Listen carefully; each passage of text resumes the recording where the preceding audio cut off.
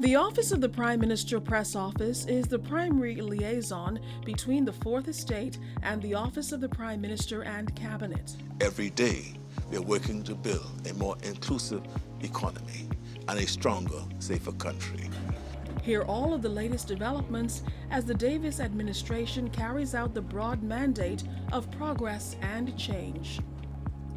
Our live weekly press briefings provide full access to current newsmakers on the most topical issues of the day. We facilitate prompt responses from cabinet ministers on the latest reports and get answers on the issues that matter to you. Will any penalties be levied against the OPM Press Now, keeping you in the know.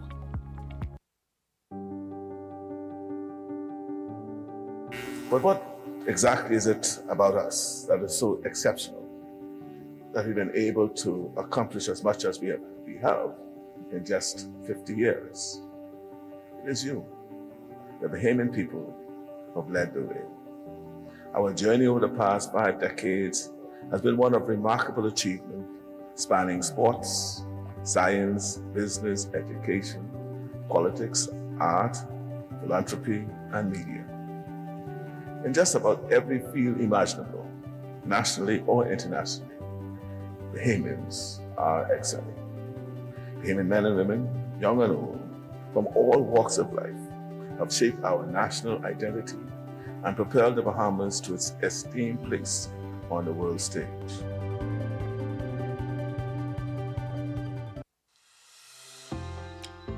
Knowing that this is the initiative of the Prime Minister and this is one of the ways that he has the children on his mind, it is heartwarming, first I must say. It is considerate in such economic times, and it is greatly appreciated. I feel a sense of gratitude as far as the parents are concerned in not having to provide breakfast, which is the most important meal of the day. And so any assistance rendered in this day and time, I'm pretty sure it's greatly appreciated. As far as the breakfast program goes, I can say that the students' punctuality has definitely improved, especially those who arrive by private cars, because most of the students are bused in, and so they're here on time so that they can have breakfast.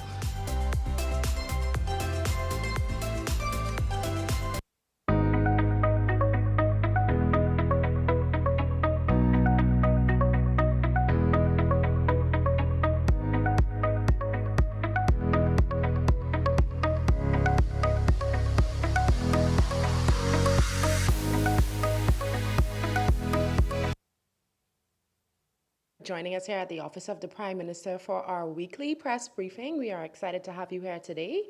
And so without further ado, I'm now going to turn it over to Acting Press Secretary Keishla Adderley.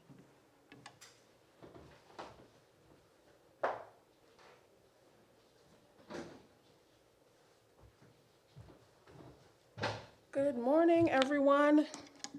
It's good to see all of you after what I think was a very eventful news week and continues to be so. We are happy to have you engaged this morning with Attorney General Ryan Pinder, along with the Minister of Economic Affairs, the Honorable Michael Halkitis. Now, we are discussing 2 very important issues this morning. One of them has to do with intellectual property.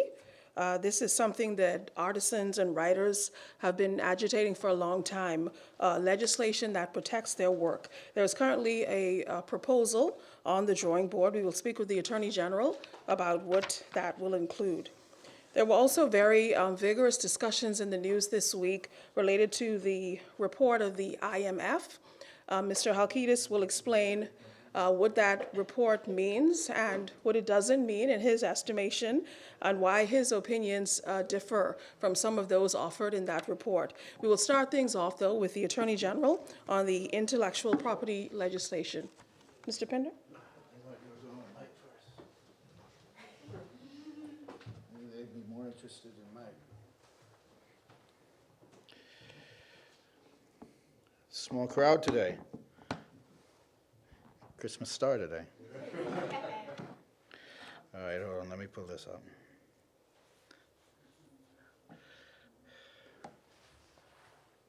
Good morning.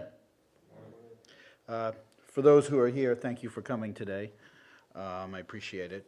Today I'm here to discuss the next major reform project of the Davis administration.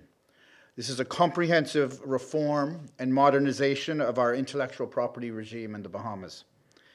Intellectual property serves as an effective policy tool in unlocking local creative, inventive, and innovative potential, stimulating the transfer and use of technologies and creative works, and encouraging fair competition, thereby promoting the creation of wealth and fostering national, social, cultural, and economic development in the country. Our government believes intellectual property protections is a foundational element of economic empowerment of Bahamians. We strive for suitable growth in the future and providing meaningful opportunities and protections for Bahamians in the orange economy. In our Blueprint for Change, we recognize that a key component of our economy requires the creation of a new economic model for culture and creative industries in the Bahamas.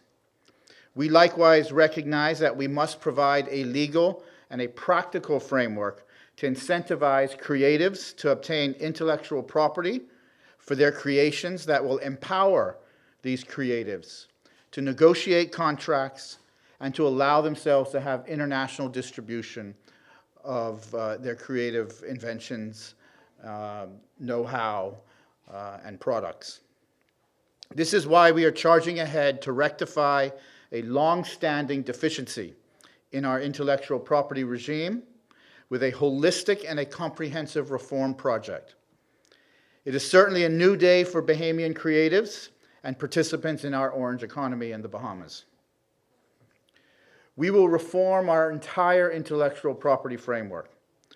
This starts with legislative reform to ensure that we have a suite of legislative protections to permit the economic protection and allow exploitation of our Bahamian creatives and their assets.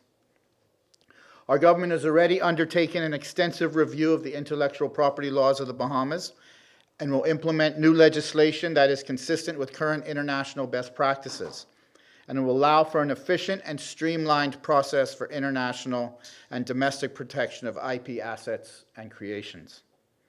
We will advance new legislation and associated regulations that will address copyright protection, false trade descriptions, geographic indications, integrated circuits, protection of new plant varieties for our agribusiness industries, patent protections, and trademark protections.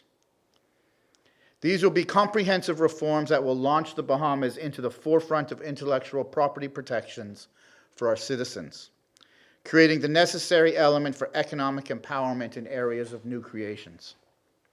We will not pass bills or amendments just to not operationalize them, as we have seen many times in the past. We will simultaneously put in place the necessary regulations for the suite of legislation to ensure that upon the passage in Parliament, we can immediately implement the necessary reforms for our people. A fundamental component of intellectual property protection is the need to join and implement international conventions and treaties. We will join the necessary international conventions to ensure the protection of intellectual property rights internationally. We will be joining the necessary conventions in a phased approach so we can implement all of the necessary parts of the conventions effectively and efficiently. Initially, the conventions we will join will address trademarks, patents, copyrights, and performers, musical performers and artisans in the performing industries. At the end of the process, we look forward to joining up to 11 new international conventions and treaties to ensure adequate international protections for our intellectual property rights and our creatives. To achieve our goals of utilizing intellectual property, it must be easy for creatives to protect their assets, creations, and inventions. We know the current framework at the Registrar General Department cannot sustain if we want to bring true transformative change in leveraging participants in the orange economy. As we know, it's a manual, very clunky process down at the Registrar General when it comes to intellectual property applications and enforcement. We believe that the administration of intellectual property rights requires a focused and a dedicated intellectual property office. Once we have implemented our reforms, we will look to split the functions of administering intellectual property rights in the Bahamas from where they currently exist in the Registrar General's office and have a standalone dedicated intellectual property office. This is internationally recognized best practices and would provide the necessary focus on what our government believes is fundamental to Bahamian economic empowerment, especially in the creative industries and orange economy. Upon passing the legislation, we will partner with the World Intellectual Property Organization, known as WIPO, which is the United Nations arm for intellectual property protections, to implement a new state-of-the-art online intellectual property platform, a digital platform, to manage applications and to manage property rights.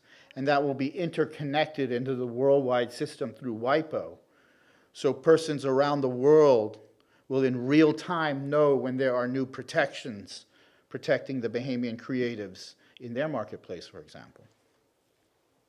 The vexing issues of manual applications and long delays will be a thing of the past, ensuring timely protections of intellectual property rights. A key component to ensuring IP reforms we discuss here are sustainable, is the creation and the implementation of an intellectual property sector strategy. Our government will work closely with WIPO, we've already reached out to them to begin the process, on the creation of a national intellectual property strategy for the Bahamas. So this will link areas of our traditional economies with the creative. So for example, tourism. Tourism is the engine of our country. We know if we can link the creatives into the tourism sector, that will only act as a springboard for the creatives to create further economic opportunity in what is the economic engine of our country. Junkanoo, for example, I spoke on it before. We have vibrant costumes and we have vibrant music creations that are used in performances around the world. There's no protection for those Junkanoo groups who are preparing and playing those musical renditions that are being utilized. So all of these will link into our tourism sector. It's part of the global strategy which we will work on. The IP strategy will guide investment and development of IP in the country over the medium term for about 5 years at a time. The strategy will aid in providing a roadmap for the legal, institutional strengthening of the IP framework in the Bahamas and allow for us to have a path to grow the sector domestically and ultimately internationally. Intellectual property and the regulatory regime and protections of international conventions is a very complex process. This is one of the most complex areas of regulatory and legal reform. We must ensure that we advance these reforms in a transparent framework, providing for opportunities for Bahamians to understand what we are doing and opportunities for them to participate in the process. In support of this, we'll be undertaking a comprehensive consultation process with the country and with Bahamians at large. This process has already begun. A couple weeks ago, in cooperation with WIPO and the CARIFORUM Intellectual Property Rights and Innovation Project, as well as my colleagues' ministry, the Ministry of Economic Affairs, we held a consultation session with the creative industries and the agribusiness industries to educate them about protecting their creations and know-how and to better develop the economic potential from their creations. These types of industry consultations will continue to better expose Bahamians to the benefits of protecting their creative assets, utilizing intellectual property protections and the laws. Next week, we will host a cabinet briefing to discuss the intellectual reforms and the process going forward to get Cabinet's endorsement of what we want to undertake. After this briefing, the government of the Bahamas will launch a public consultation website. I'm hoping that it's already saved, but www.ipbahamas.gov.bs. This will host all of the pieces of the legislative reform, all of the conventions that we look to become a party to to ensure that the international protections for Bahamians are there. And we'll also have case studies, so Bahamians can understand in real-world function how intellectual property protection can be a key component for their economic advancement. So we'll talk, for instance, about the cascarilla. We know cascarilla originates from the Bahamas, but is used in a number of different products internationally. That is an opportunity to provide agricultural intellectual property protection and ensure proper revenue streams to the farmers of the country who are farming in the cascarilla industry. So these types of case studies we will also put up on the website, so Bahamians can understand, like I said, in a real-world context, how intellectual property rights can benefit them. Technical agencies will be separately consulted, such as, for instance, the Bahamas Bar, different sectors of creatives, musicians, junkanoo groups, agriculturalists, different types of artisans. We'll have separate segregated consultation sessions for these groupings because different components of IP protection are relevant for these different types of creatives and those who are going to be working in the marketplace. Our goal is to undertake this comprehensive public consultation education exercise over the coming months, solicit feedback to reforms we propose, and to advance the legislation to Parliament by the end of Q1 2024. This will allow us time to be able to launch our reforms in time for the new budget year, I hope Mike's listening, in 2024, to ensure the initiatives are all properly funded and they have the support of the government.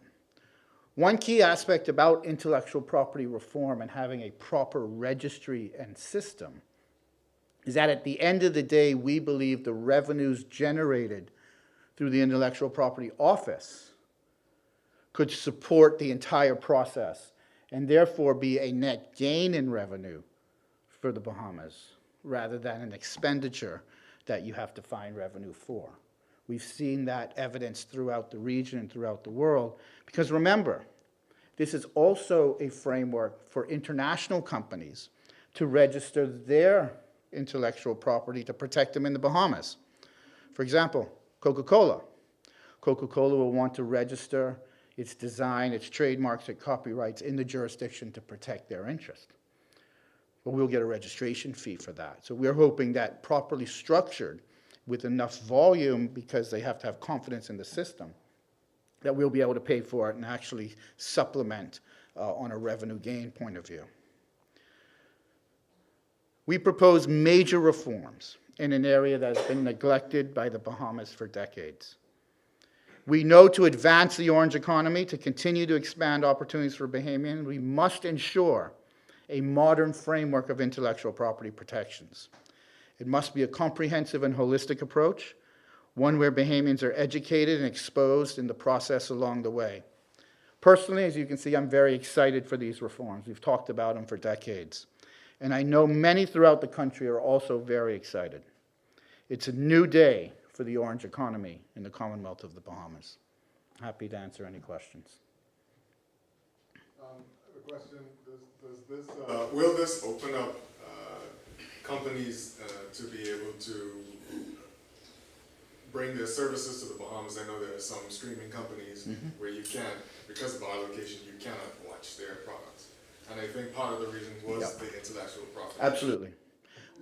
So you're absolutely right. You would know, back in the day, DirecTV wouldn't have proper services to the Bahamas, and different others, you said, service providers wouldn't come to the Bahamas because they had no confidence that their intellectual property would be respected in the Bahamas.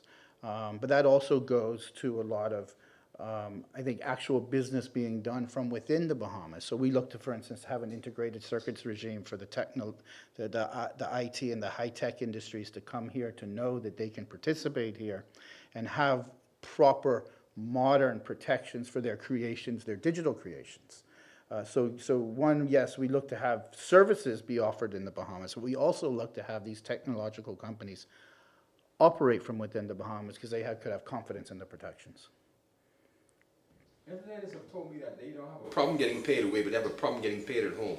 Will this solve this issue? For them? Yes, yes, because with the proper protections at home and making it easier to apply for those protections, especially those in the performance industry, the musicians and the actors and the like, those consuming those services in the Bahamas will have to respect the property rights.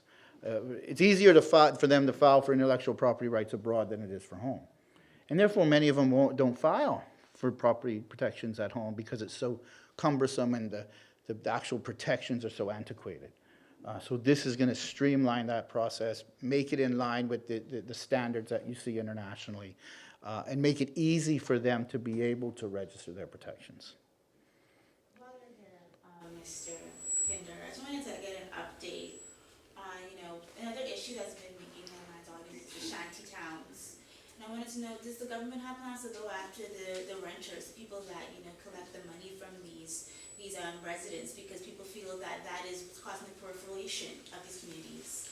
Well, certainly one would think that they're not properly registered for what they're undertaking from a business license point of view, and they would have a series of violations on that revenue side, as well as land use. But also an important component that we're looking to enforce is that a lot of shanty towns, or some of them I should say, especially the ones in some family islands, are on Crown land that is leased to Bahamians. For instance, agricultural land. We know of a few that are leased property to Bahamians for agricultural purposes, but being utilized with shanty towns on them, which is a clear violation of the lease. We're looking to enforce that, to terminate those leases because they're non-compliant with the terms of the lease, and to address the shanty towns on those properties. Can you also give us an update? Will the marijuana legislation be brought to Parliament before the end of the year? Not before the end of this year, but certainly in the beginning of next year. We have one more public consultation we would like to hold, and we would like to hold that by the end of the year. We have some feedback that we're taking into account now for some modifications to the regime. Very limited, but some have written in with some good points that we're considering. So we're going to be adjusting that a little bit, and then looking at probably, hopefully in January, the table in the House of Assembly. And then also, I know that we had the Privy Council ruling, and I know the government is doing work with DNA regarding men passing on their citizenship. But what's going to be done for women? What legislation is on the table to equalize that for women? Well, I would say stand by. You should be informed of some things very shortly. We're working on a framework, an amendment to the legislation that deals solely with the remaining areas of inequalities that exist. We're finalizing that now, doing a final review, and hopefully we'll be before Cabinet in the coming weeks on that issue. Any updates surrounding the debates with sexual offenses and the criminalization of marital rape? I don't have any updates on that. Anything else? Thank you very much. Thank you, Mr. Pinder. We'll now turn our attention to another hot topic, I want to say, in the news this week, the IMF report. What the report means, what it does not mean, how much weight should be placed on the opinions that were offered in that report, and why Minister Halkitis has some opinions of his own, and the information that he proposes to back those opinions with. So we'll, how do you say, Mr. Halkitis? Yes, thank you very much. Thank you very much, Mrs. Adley, and good morning to all present and watching via the live stream. I wanted to just come this morning and make some observations about something, as Ms. Adley said, has been in the news a lot, and just to shed some light on what has occurred. There's a lot of commentary, mostly I think not quite clear, about the concluding statement that was issued by the IMF at the conclusion of what is called an Article 4 mission to the Bahamas. And what is an Article 4? I'll start there. An Article 4 is a visit that the IMF does with all of its member countries, normally every year, where they have bilateral discussions with countries, discussions between the IMF and governments of those countries to discuss economic policies of those governments and as well to discuss economic performance. So the first thing is that this is a routine visit. It happens every year. They do this assessment. They meet with the government.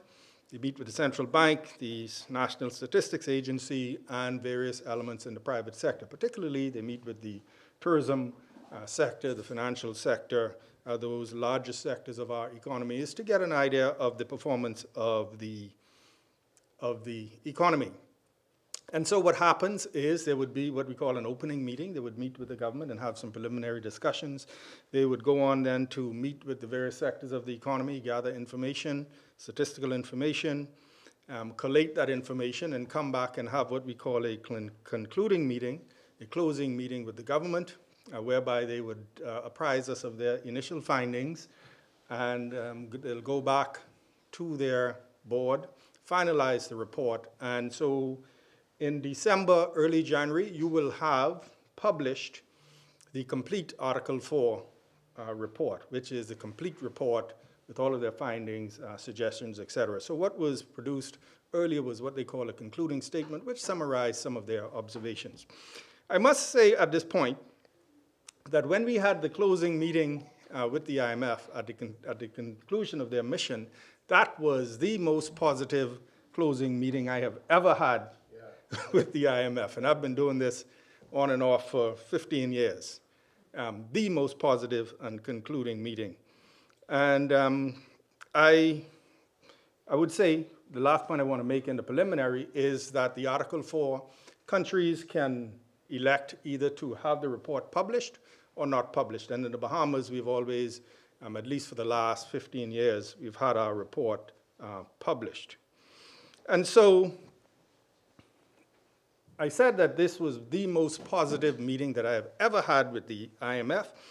And coming out of the meeting, as we sat with them and they gave us their conclusions, the first thing they said to us was that the IMF publishes something called a World Economic Outlook, where they make forecasts for the performance of the global economy. They then distill that down to forecasts for regional economies. So they would say, this is what we forecast for the world, this is what we forecast for the Euro area, this is what we forecast for Latin America and the Caribbean. And they published that. They published one in April, and they also published one in October. The one that they published in October 2023, last month, they had forecasted that going into 2024, the economy of the Bahamas would grow by 1.8%. At our meeting, they said that in this report that they will issue in the coming weeks, they are revising our growth projection upward from 1.8% to 2.3%. That is a 28% revision upwards, almost a 30% upward revision. That doesn't happen every day. Normally, when they come, they tell you they're going to revise you downward. So that was the most positive aspect. And I think that is the takeaway that we need to absorb coming out of this meeting. They also said they endorsed our policies so far, particularly as it relates to the debt, and I'll speak some more about that in a few minutes. So, for example, for 2024, they forecast global economic growth at 2.9%. They forecast 1.4% for the United States, Latin America and the Caribbean 2.3%, the Bahamas 2.3% in their revision, and the European area, just for completeness, 1.2%. So, we are forecasted to be growing faster than the US, faster than the Euro area, and in line with the rest of Latin America and the Caribbean. And in Latin America and the Caribbean, there are a lot of what we call commodities exporters. So their economies, when you include Brazil and some of those other commodities exporters, their economies tend to grow faster. So very, very positive news. And it confirms our belief, because over the past 20 years, we've had very, very sluggish growth. And this confirms our belief that our rebound from COVID-19, the strong rates of growth that we saw coming out of that, will continue into the future. So to have them endorse our position that our economy will be growing faster, it's very, very important. Those members of the press and the public would have seen today in the newspaper a further endorsement of that sustained growth with the release of information from the Bahamas National Statistical Institute. Economic growth outperforms 2019, GDP growth 8.6% higher than the first half of 2022. So the economy continues to grow strongly, endorsed by the IMF, endorsed by the Bahamas National Statistical Institute. It is important, this point about economic growth outperforms 2019, because what that tells us, 2019 is the last, what we call, quote, normal year before Dorian and before COVID-19. So the economy outperformed, this year, outperformed 2019. So we are back to a position where we are ahead of pre-Dorian and pre-COVID-19. That's very, very significant. It means that the bounce back is complete and we continue to be propelled forward. So that is the positive news that we took out of the concluding statement, which is sort of an executive summary. I'll speak some more about what's in the concluding statement. But the fact that recognition that the Bahamas economy is growing. What has dominated the discussion is this assertion by the IMF that they think that we will not meet our deficit targets for 2024, which is next year, this current budget year going into next year. Not that we have missed any targets so far in our administration. As a matter of fact, we have met or exceeded all of our projections. What they're saying is going into next year, they think that our projections are aggressive. We think that we will have a deficit of 0.9% in this budget year that concludes June 30th, 2024. They think that we will have a budget deficit of 2.6%. And so it's a difference of opinion, and I stand by that. We think we can do it. We've been meeting our projections. We think we will continue to do it. And our optimism is backed up by the strength of the economy, which is backed up by the IMF revising our growth rate upward, and also backed up by the just released information from the Bahamas National Statistical Institute endorsing and verifying that the Bahamas economy has recovered. We're back ahead of the pre-COVID-19, pre-Dorian level. And so we are ahead of where we were before those negative occurrences. And why are we so confident? Because, as I said, the IMF and the Bahamas National Statistical Institute have the IMF in revising their projections and statistics in actually providing information as to what has actually happened. We are also confident in our ability to collect and our revenue enhancement initiatives that we have reintroduced that are bearing fruit. And so we have seen, for example, you've seen a deficit in 2019 of $839 million, 2021, $1.3 billion, 2021, 2022, $717 million. Last year, 2022, 2023, $533 million. And we project next year, $131 million, which represents 0.9% of GDP. So we've seen it coming down steadily from those high levels during COVID and after, and we project that it will continue to decline. The IMF projects, in their opinion, having seen the first few months of this year and their projection, they think that we will come in at $375 million. That's 2%, which is still, in that scenario, if we meet their projections, we'll still be roughly $160 million less than last year. And so even in their, what we consider worst case scenario, we are way ahead of last year. But we believe that we will meet our projections because our plan, as enunciated when the administration came into office, was we're not raising any taxes, but we're going to emerge from this COVID crisis through growth in the economy, growing the economy, aggressive pursuit of investment, ease of business, et cetera, growing the economy, and we have seen the fruits of that effort, verified by our Statistical Institute and the IMF in terms of growth in the economy. Improving revenue collection, we've seen the fruits of that with the increased revenue. Containment of expenditure, again, expenditure largely contained within our targets, and new sources of revenue, which we continue to pursue, and hopefully we'll have some good news as we get into 2024. And so those 4 elements comprised our strategy, and we think it's working, and we think it will continue to work. The IMF, again, recognized that in our concluding meeting that the debt is on a very positive downward trajectory. In June 2021, we had debt to GDP over 100%. And so now we, at the end of June 2023, debt to GDP 84%. We project that by 2025, 2026, debt to GDP will be at 72%. So towards the end of this term, this first term, we anticipate that we would have reduced our debt to GDP ratio almost by more than a full 25%, a quarter, which again is very, very significant and identified by the IMF as a positive development. Other comments that they made in their concluding statements is as they always do, they make suggestions as to what we should do with our state-owned enterprises. They make some suggestions about tax policy.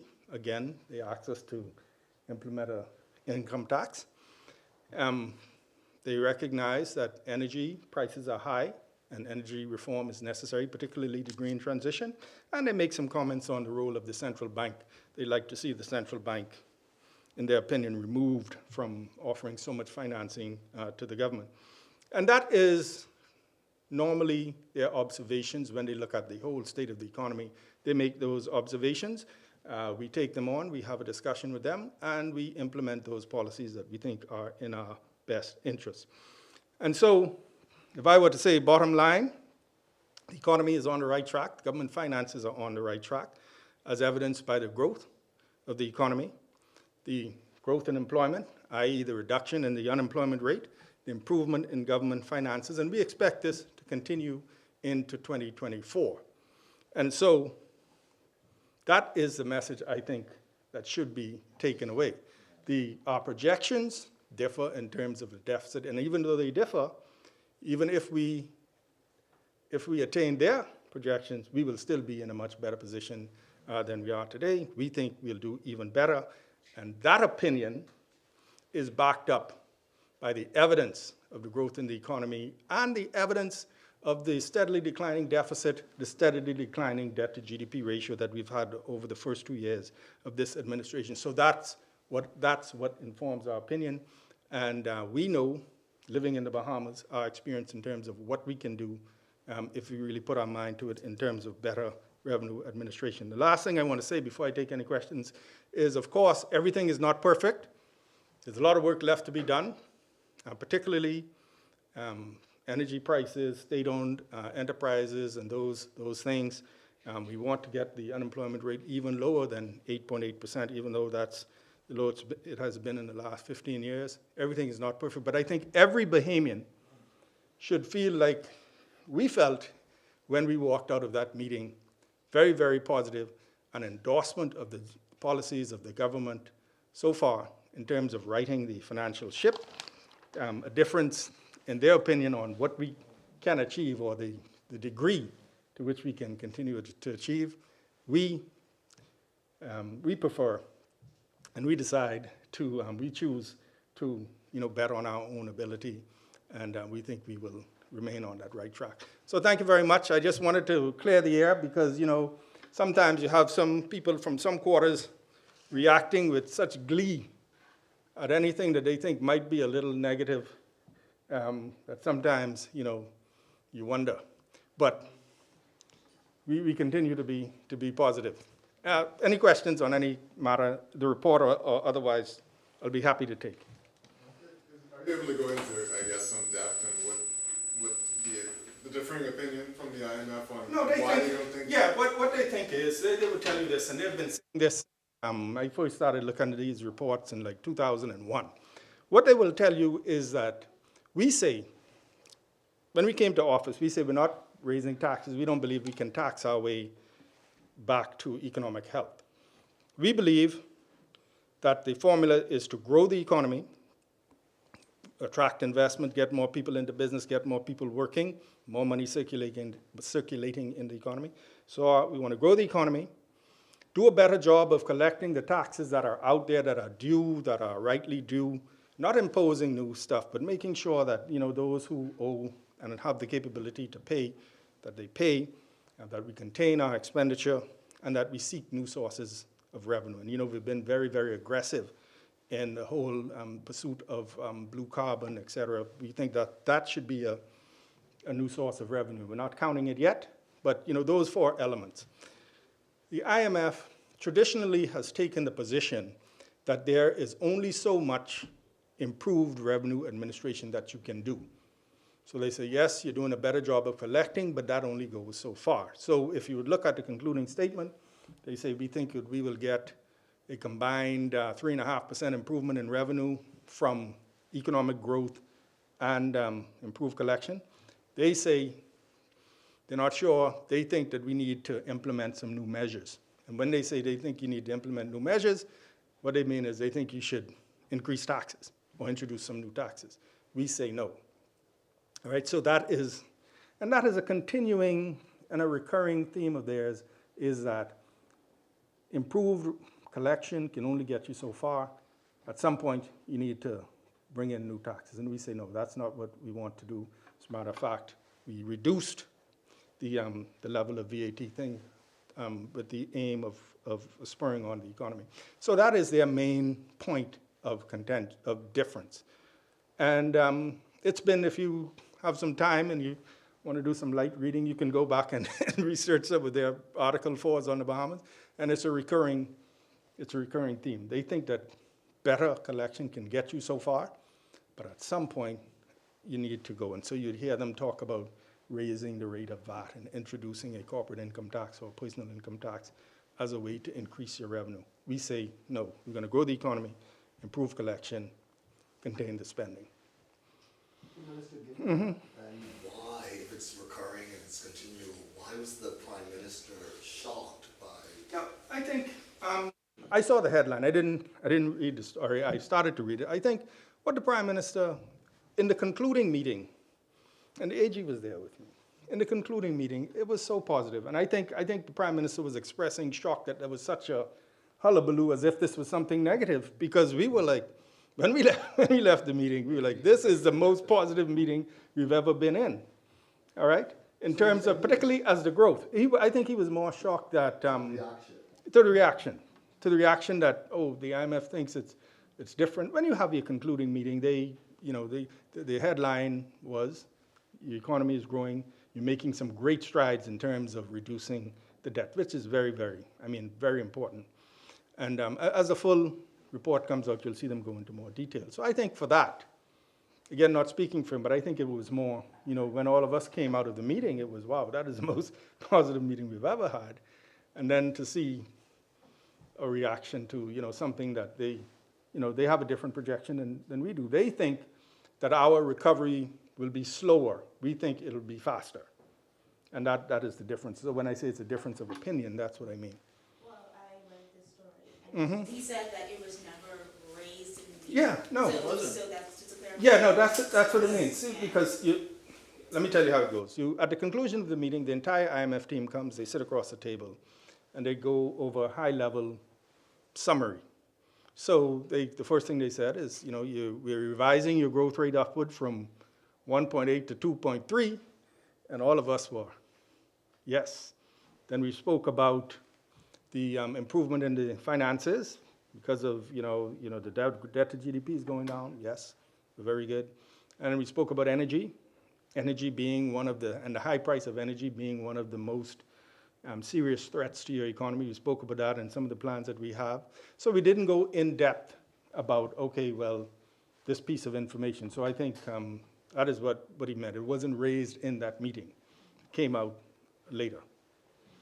And then also, obviously, opposition have obviously spoken on the matter, saying it confirms their claims. And I think Mr. Kwesi Thompson even went further, considering the deficit projection, it confirms as why the government has been reporting on Nothing could be further from the truth, and they will have and I think they already have, the final report for 2022-23, which, our budget year, I keep saying giving 2 years, so just for members of the public, our budget year goes from July 1st to June 30th.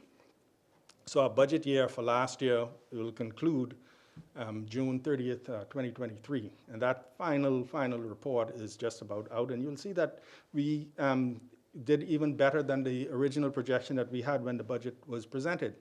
And so that is why I said, and so what this means is this doesn't mean that we have not met our projection. This means that they don't think that we will meet a future projection. And so that's why I say when you have people reacting with glee for any sort of something that they think is negative, something in the future, they say, oh, well, you're not going to make it. Well, we've made it all along. And you would remember, some of you might remember, I want to add this. How much time do we have? I remember, no, let me just, let's take you down memory lane a little bit, right? Back in 2021, a few weeks after this administration came to power, you had a Caribbean economist say that within a year or two, the Bahamas would be in the hands of the IMF. All right? Shortly after that, you had S&P come out and say the Bahamas is going to grow something like 2.1% in 2022. All right? I think we did 14% or something, right? And then at each one of those junctures, you have the opposition jumping up saying, look, I told you, I told you, I told you. We proved all of them wrong, all right? The economy continues to grow strongly. We continue to meet our targets. And so I saw the debate yesterday in the Parliament. I think they were supposed to be debating court services bill, and everybody all of a sudden was waxing eloquent on a draft concluding statement from the IMF about I told you so, I told you so, I told you so. Well, they'll see, and they'll be wrong again. And the Bahamian people will be the beneficiaries because the economy continues to improve. We continue to work hard to improve the finances, and it's working. So I guess, that's I don't know. Yes, Mr. Byford. But to Mr. Thompson's point, though, I mean, does this give the government cause to maybe re-examine, well, he calls it, exorbitant or extravagant and unnecessary spending. Uh-huh. I mean, And in the next breath, in the debate, he talks about exorbitant and unnecessary and high spending, and in the next breath in the debate talks about the need for more spending. He goes on to endorse the IMF's call for the government to put in some and subsidize some private insurance for individuals, right? Mm-hmm. And so you got to have it one way or the other. Either you want to control spending or you want to open the floodgates. So you can't in one breath say government needs to control spending, and then in the next breath you're talking about how you endorse subsidized insurance. All right, it might have some merit, but I mean, come on, let's be consistent here. And so, again, I would say it is an opposition seizing on something, again, a future forecast that they think is negative to score some points, because surely they can't look back at the government's performance and say, you haven't reduced the deficit, you haven't reduced the debt to GDP ratio, you haven't spurred on growth in the economy. And so they're looking in the future for something. Government is a very, very important part of the economy. In the reaction to COVID-19 pandemic, different governments pursued different ways out. Some say we're going to be austere, we're going to cut our spending and try to balance the budget. Others said we're going to try and spur on the economy, not withdraw the government from the economy and reduce spending, and we're going to help, the government is going to help to grow. The stimulation has proven to be the right course. So those who say cut spending, cut spending, cut spending, that has an impact as well. And when you look at our budget, at another time we'll examine our budget and see what is fixed and what way you do have discretion, then that's another conversation. But I think a lot of what you hear coming from the opposition quarters is trying to have it both ways. In one sentence they say cut spending, in the next sentence they say increase spending. And so we listen and we take that for what it is, much as how we listen to the IMF. We value their opinion. We listen to them. We have discussions, and at the end of the day, we do what we feel is in the best interest of our people. All right? Yes? Just about, actually from a citizen, just about inland revenue and what they've been doing in terms of collecting. have there been businesses that have been I guess put out of business from I wouldn't put, revenue doing what they have to do to. I wouldn't put it that way.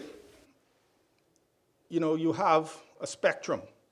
You have people who they pay on time, they pay early, they provide all the information, they're very forthcoming. On the other end, you have people who just don't believe they should pay anything. All right?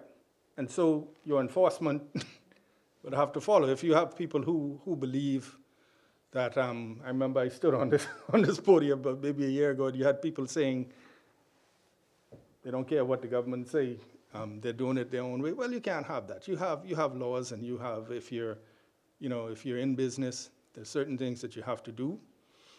If you over a certain threshold, small business don't have to do certain things, but you cannot have people who want to act with impunity and just ignore the law. And so I think I can safely say that the level of enforcement would be commensurate with the level of cooperation. I don't think you find people who are compliant and forthcoming who can say that they have been treated badly, and if they do, they can reach out. To your best knowledge, have there been incidences of seizures that have There have been seizures. caused businesses to close? Well, there have been seizures, and seizures is a last resort, a very last resort. All right? Seizures is a last resort. But some people, they push it, and they see what you can do. Pardon my English. But, they just push it and say, let me see what they do. Right? And you have to all your agencies must have enforcement powers, and people not know you're serious. And this is not oppressing people or taking advantage, but government has to ensure it. You can't have a free-for-all. It's unfair for you, Chester Robards, to be complying and doing what you have to do, and the person next to you operating, flaunting everything. It's not fair. So that's why we say we want our system to be fair to everybody.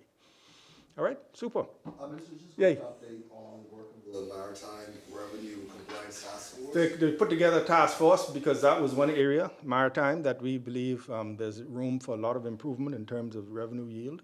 So we have a senior Defense Force officer heading up that task force. And what they're doing is traveling to the various islands, making some assessment on what, where we can improve, where loopholes we can close, and where we can improve our yield. I say again, our maritime environment is one of the most precious resources that we have, and so those individuals who will, I don't like to use the word exploit, but who would use, make a business out of the environment, you have to make sure that they're paying their fair share as well. All right? Thank you very much. Way to set the record straight. Yeah, man, Good job. Thank you very much, Mr. Halkitis. We're going to talk a little bit about COP28, which, as you know, is taking place, I believe, starting today in Dubai. The announcement came today that delegates attending COP28 have agreed to adopt a loss and damage fund. And what that fund will essentially do is provide the funding that will assist small island developing states and other vulnerable territories, the Bahamas included, of course, when it comes time for recovery from storms, floods, and other adverse weather events. Prime Minister Davis, who is, of course, leading a delegation to COP, responded today to the news that this loss and damage fund has been adopted by COP28. Here is what he had to say. We trust that this promise will turn into reality as the days go on with our negotiations and discussions with the world leaders who are here with us. The key here is to ensure that the industrialized world recognize their responsibility to small island developing states like ours, recognize that they have a moral obligation, and we're trying to convert that moral obligation into a legal and enforceable obligation to provide funding for loss and damage as a result of hurricane and other devastating events related to climate change. And that's where we are headed. We'll continue our efforts here to ensure that we are not left behind in any of these efforts to ensure that we in the Bahamas can preserve our lives and preserve our livelihoods. Now, needless to say, the adoption by COP28 of this loss and damage fund is being viewed by the administration as a major step forward, indeed a win for the administration and other proponents of climate change and the adverse effects that it's having. Of course, in the past, there have been commitments made. Opponents may say that those commitments were not followed through. They did not put their money where their mouths are. But Prime Minister Davis, along with others around the world, have been front and center in this campaign, certainly since the start of this administration. So he's very happy today to see some movement in this regard. The administration will continue to be a part of discussions and certainly monitor all of the movements toward getting this fund into a living, breathing organism, so to speak, so that countries like the Bahamas can benefit in times of storm and get the compensation that, in our estimation, we deserve in light of the carbon emissions that the larger countries continue to emit and the effects that they continue to have on the Bahamas and other countries. So very good news there coming out of COP28. Are there further questions? Wonderful. Well, thank you very much, everyone. That brings our press briefing to an end. Thank you so much for coming and have a great day.